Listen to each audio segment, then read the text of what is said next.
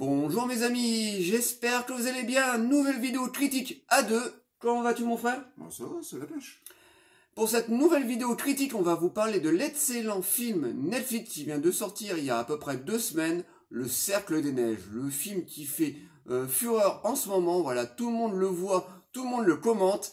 D'ailleurs, c'est un excellent film, donc tu es prêt mon frère? Je suis prêt. Donc c'est parti pour la critique du Cercle des Neiges. Je vais te sortir de là.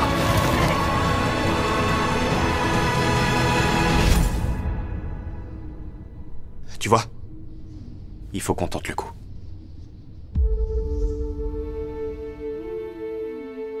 Le Cercle des Neiges est le tout nouveau film de Netflix qui vient tout juste de sortir là il y a 2 semaines, mais c'est surtout le nouveau film de Antonio Bayona, un excellent réalisateur espagnol qui est vraiment très doué, qui est pour moi un peu trop sous-estimé. Voilà, on devrait l'appeler un peu plus souvent pour qu'il nous réalise des films parce que il est vraiment très très doué. Il a fait très peu de films dans sa carrière, mais de très bons films, comme par exemple L'Orphelinat, excellent thriller d'horreur produit par Guillermo del Toro, une vraie petite pépite que je vous conseille si vous l'avez pas vu. Regardez L'Orphelinat, c'est vraiment excellent.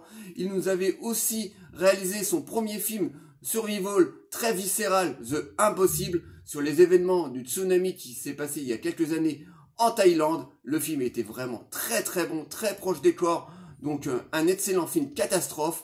Ensuite, il est passé par la case Hollywood et il a réalisé un Jurassic Park, un Jurassic World 2 je crois, qui était sympathique. Voilà, bon c'est du Jurassic Park, mais je trouve quand même que Bayona avait réussi à influer un petit peu de son cinéma, surtout dans sa deuxième partie de film, où il influe un petit peu des scènes d'horreur qui étaient bienvenues dans la saga. Et je trouve finalement que ce film est très sympathique, il se laisse regarder assez facilement, mais voilà, c'était un film de commande de la part de Bayona.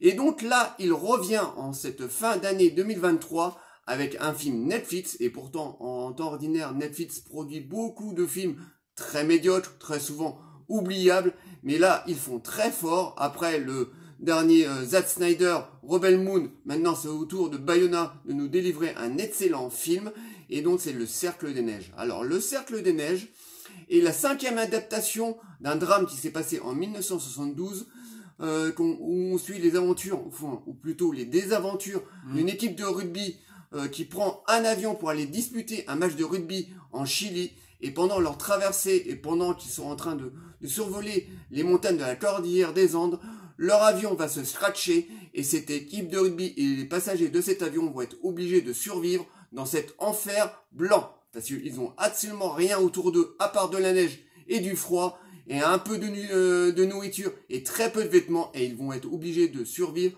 pendant plus de 2 mois. Donc c'est une nouvelle adaptation de ce roman, donc tiré du livre de Pablo Versi, La Sociedad de la Nièvre. Alors j'espère que j'ai bien dit le nom de ce livre. Alors je ne savais pas avant d'enregistrer cette vidéo qu'il y avait eu 4 autres adaptations. Alors c'est des adaptations qu'on n'a pas vues David et moi. Alors je pense que c'est des adaptations qui doivent être très fidèles aussi du livre de Pablo, mais nous on va surtout s'intéresser à la version la plus connue, Les Survivants de Frank Marshall, qui a été réalisé en 1993. Donc un excellent film d'aventure, d'action, bon très viscéral aussi, qui est encore très notable de nos jours, hein. Voilà, je vous le conseille, si vous l'avez pas vu la version de Frank Marshall, regardez-la, parce qu'elle est encore très très bien, c'est shooté à l'ancienne, dans des décors naturels, donc un film très très réussi.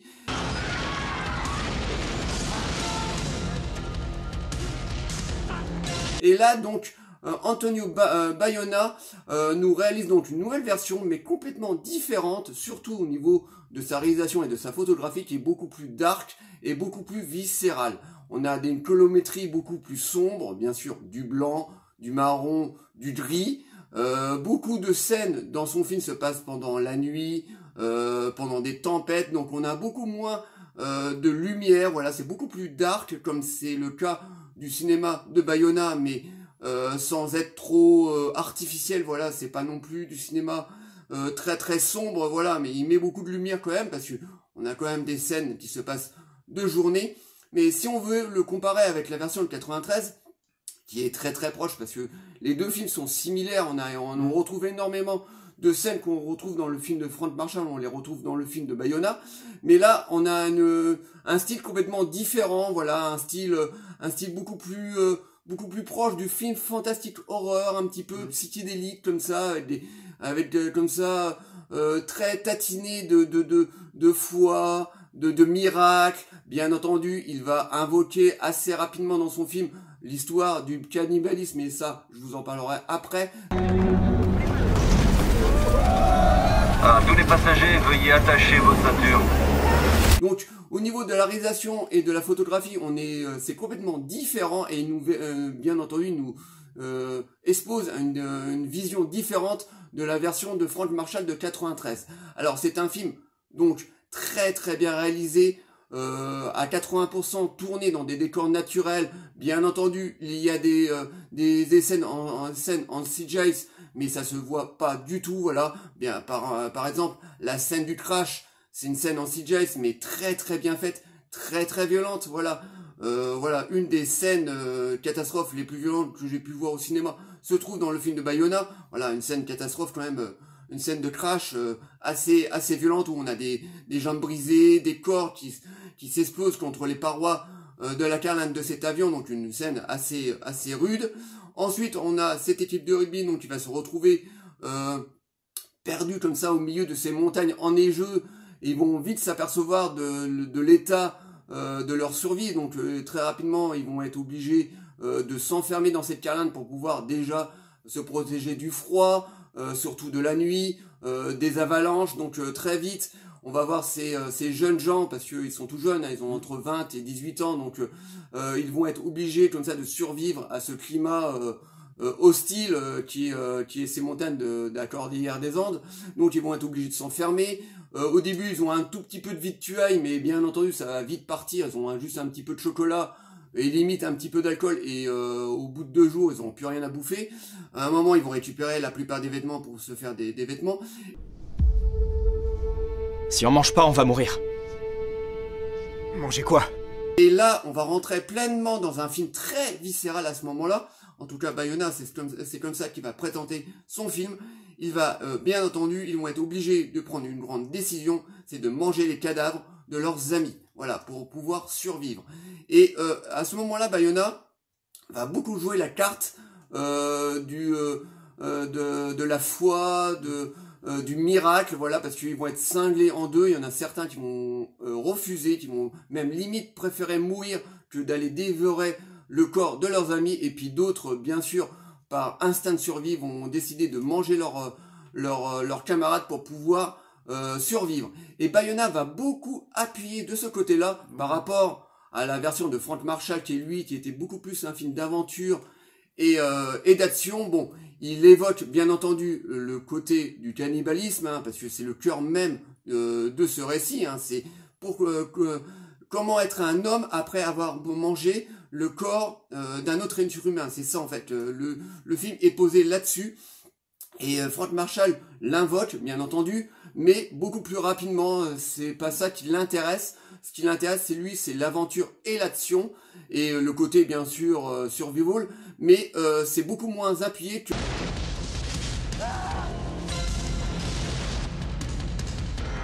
que Bayona, lui, il va beaucoup appuyer là-dessus.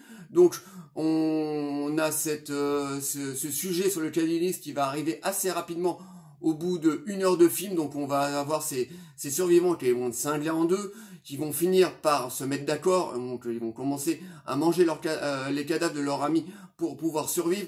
Et là on va commencer à voir les corps qui vont commencer à changer, à maigrir. On va voir même leur urine qui va commencer à devenir noire. On va voir les corps qui vont commencer à s'amaigrir, les barbes à pousser. On a même les yeux qui vont être creusés. Vraiment, ils vont avoir des plaies très ouvertes. Donc ça va être très très viscéral. Et il insiste beaucoup là-dessus par rapport à la version de 93. Et ça va devenir presque un film mystique, surtout au milieu de son film, où on va être très proche des personnages, où leurs vies vont complètement basculer, voilà, ils vont complètement changer, et Bien entendu, on va retrouver beaucoup de scènes de la version de 93, hein, voilà. Par exemple, la scène de l'avalanche où ils vont être ils vont être ensevelis, voilà, excusez-moi, ensevelis sous cette neige, voilà, sous à peu près 6 cm de neige, voilà. On va retrouver aussi la scène où ils vont partir aller en expédition pour aller retrouver la queue de l'avion pour pouvoir faire marcher cette fameuse radio. Ensuite, on va les voir revenir, et puis pour la dernière partie du film, on va retrouver la scène de l'expédition pour aller au Chili, pour aller chercher du secours. Donc on retrouve essentiellement toutes les scènes de film de 93, mais là...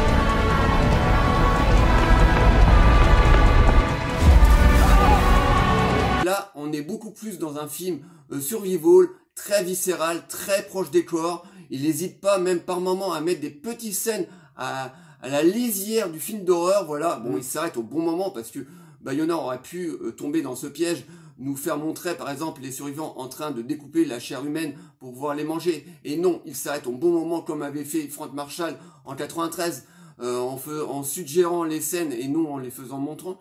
Mais là, il va beaucoup plus loin pour faire montrer aux spectateurs la souffrance que vivent ces jeunes gens au milieu de cette catastrophe, voilà, de ce drame abominable qu'ils ont pu subir.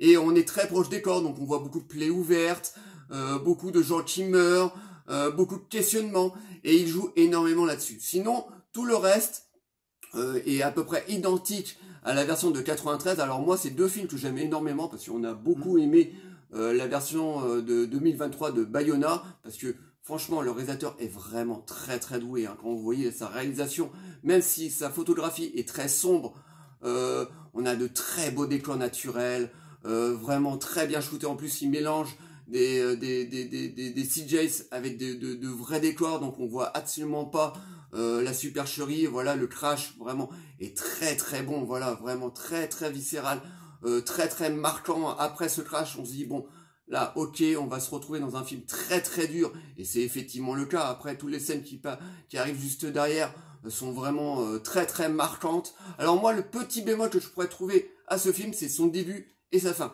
Je trouve qu'il met un peu trop de temps pour nous présenter ces personnages, parce que dans la version de 93, Frank Marshall, lui, en l'espace de quelques minutes, il nous présente cette équipe de rugby, qui sont des grands potes, et très rapidement, ils se retrouvent dans l'avion, il y a le crash, et puis on est tout de suite dans l'aventure. Là, Bayona prend un peu plus de temps pour nous présenter ces personnages. Alors moi, je trouve qu'il voilà, il aurait pu abréger un petit peu cette partie-là. On s'aperçoit très rapidement dès le début du film que c'est des grands potes, que c'est une équipe de rugby très soudée qui partent au Chili pour faire un match de rugby. Donc je pense que le début, il aurait pu rusher un petit peu. Voilà, ça servait pas à grand chose de mettre 10 minutes, 15 minutes pour nous présenter les personnages. C'est pareil à la fin, quand on a les survivants qui sont sauvés par ces hélicoptères, ils se retrouvent à l'hôpital. Bon, la fin est un petit peu longue, voilà. Il aurait pu terminer son film sur le sauvetage des survivants, comme ça a été le cas dans la version de 93. Bon, il allonge un petit peu sa fin. Bon, c'est pareil, il aurait pu rusher un petit peu. Mais bon, à part ça, c'est un très grand film que j'ai adoré, vraiment. C'est vraiment le film de Netflix qu'il faut voir ces dernières semaines de 2023. Voilà, c'est un excellent film. Bayona nous délivre encore une fois un excellent film que je vous conseille. Mais attention, c'est un film qui est pas à la portée de tous. Voilà, si vous êtes un petit peu sensible à des scènes comme ça, un peu crues, évitez ce film. Mais sinon, c'est un très bon film de survival que nous délivre Antonio Bayona. Et toi, qu'as-tu à dire sur ce fameux Cercle des Neiges?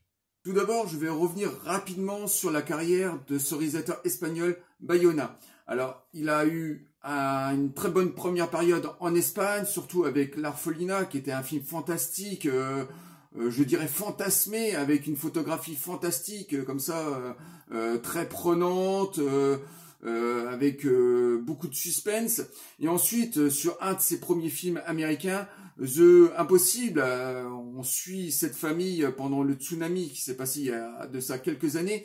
Au début du film, cette famille est séparée en deux, hein, voilà, ils sont... il y a d'un côté, il y a le père et un de ses fils, et puis la mère avec le plus jeune. et on a le plaisir de les retrouver, bien sûr, à la fin. Et c'était un film qui était totalement maîtrisé aussi bien sur sa réalisation et surtout au sein de sa photographie, qui était teinté de mystère, de fantastique. Hein. D'ailleurs, ça se rapproche du film du Cercle des Neiges. Hein. On est chez Bayona. Il y a toujours un côté mystique.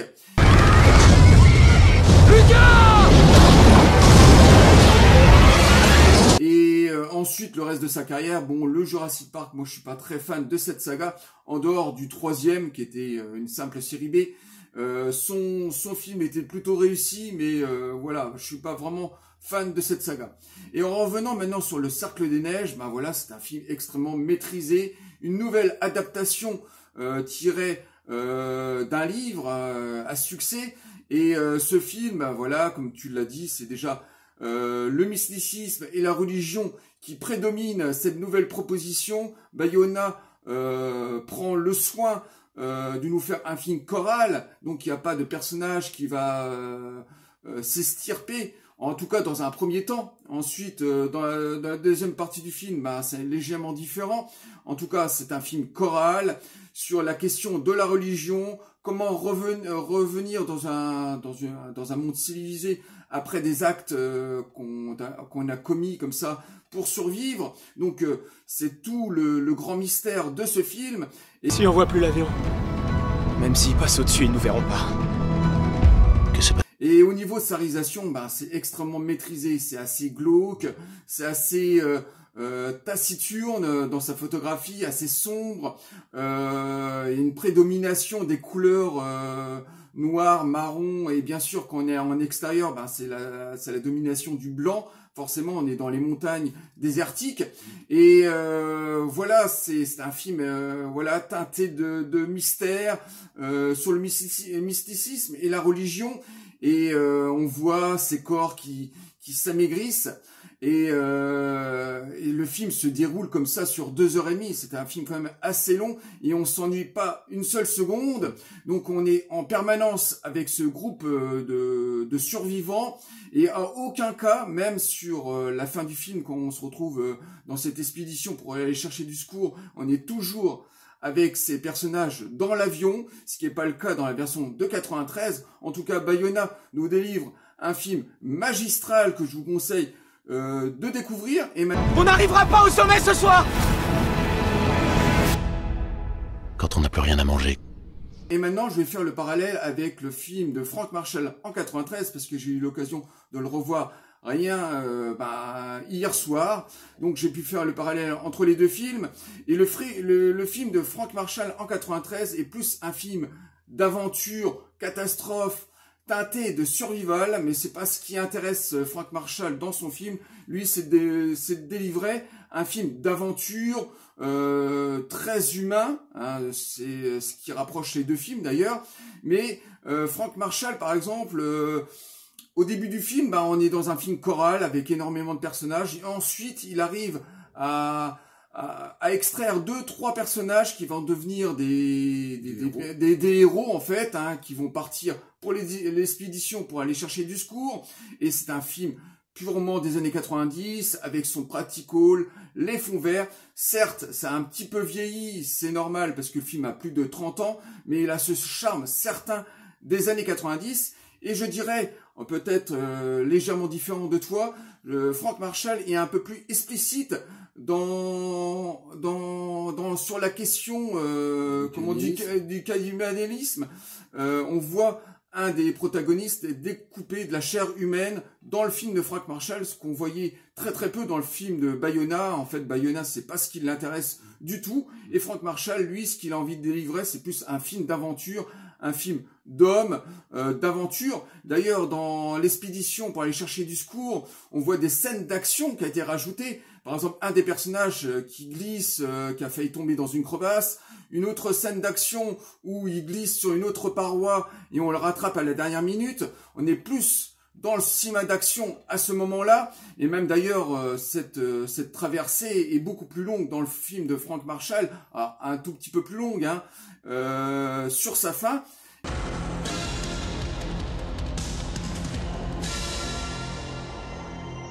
Et beaucoup plus rushé par contre sur son intro.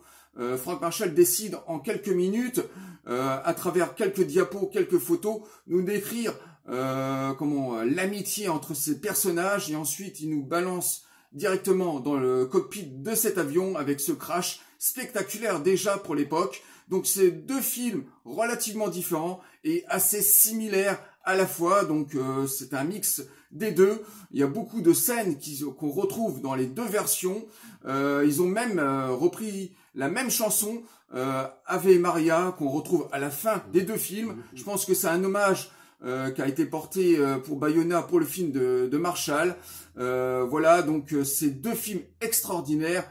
Un début d'année pour Netflix qui commence plutôt bien, même si je suis assez d'accord avec toi, les productions Netflix sont pas au top en temps normal, surtout au niveau des scénarios des films. Et en tout cas, cette année commence très très fort avec un film juste viscéral, d'intérêt. Et pour finir cette vidéo, on voudrait vous parler d'un petit film catastrophe qui est complètement passé sous les radars, qui a complètement passé inaperçu auprès du public, et c'est le film La mort suspendue. Alors, La mort suspendue est un film, un docu-fiction en fait, hein. C'est pas vraiment un film. On suit les désaventures de deux alpinistes anglais en 1985, deux alpinistes professionnels qui avaient l'habitude bien sûr de monter des sommets. Et là, bon, ben voilà, leur aventure commence. L'ascension vers le sommet se passe sans problème. Et comme tous les professionnels pourraient vous le dire, ben, les accidents arrivent surtout en descente. Et là, en redescendant, il y en a un des deux qui se casse une jambe. Et il est secouru, bien sûr, par son acolyte qui essaie de le descendre en rappel. Mais à un moment donné, il tombe. Il y a une corniche qui se détache. Et il est suspendu dans le vide. Et pendant plus d'une heure, son collègue va le retenir avec la corde. Et au bout d'une heure, il va imaginer qu'il soit mort au bout de cette corde. Et il va couper cette corde. Et en dessous du protagoniste qui était au bout de la corde, il y a une grosse crevasse. Et il va faire une chute de plus de 30 mètres au fond de cette crevasse. Et là va commencer une grande aventure de survie.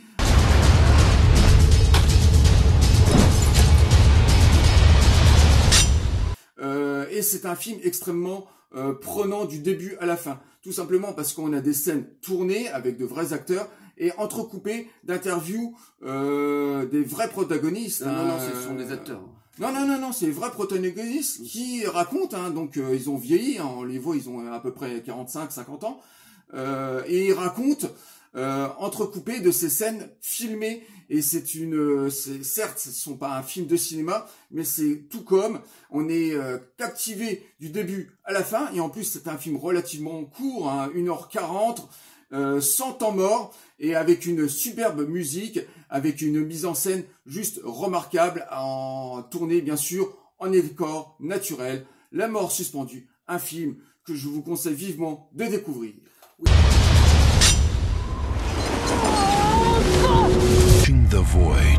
Oui, c'est un excellent film, voilà, qui est passé complètement sous les radars, très viscéral, parce que c'est un mélange de docu et de fiction, bien sûr, un faux documentaire, voilà, pour que ça soit beaucoup plus réaliste, et je peux vous dire que à ce niveau-là, c'est très réussi. Donc le film, comme David vous a dit il y a un instant, est tourné essentiellement en décor naturel, et c'est prenant du début jusqu'à la fin. On est vraiment derrière cet alpiniste, parce que au début, ils sont à deux. Malheureusement, à partir de 40 minutes de film, ils se retrouvent tout seuls parce que cet alpiniste est persuadé que son acolyte est mort et il va tout faire pour essayer d'échapper à cet enfer en descendant tout doucement cette montagne, et on est vraiment derrière lui du début jusqu'à la fin. Donc c'est un film qu'on vous recommande, qui ressemble énormément au Cercle des Neiges, sauf que dans le Cercle des Neiges, Bayona prône beaucoup plus pour le mysticisme et la croyance, hein, voilà. Et puis le côté choral, parce qu'on a beaucoup plus de personnages. Mais c'est un film qui ressemble énormément au Cercle des Neiges, qu'on vous recommande vivement. Voilà tout ce qu'on pouvait dire sur l'excellent film de Netflix, Le Cercle des Neiges. J'espère que cette vidéo vous aura plu. On va faire le petit message de fin. Oui. Likez, délikez, abonnez-vous. N'hésitez pas à nous envoyer des messages sur le Cercle des Neiges, on vous répondra toujours avec plaisir. Et nous, on vous dit à très très bientôt. Ciao les amis.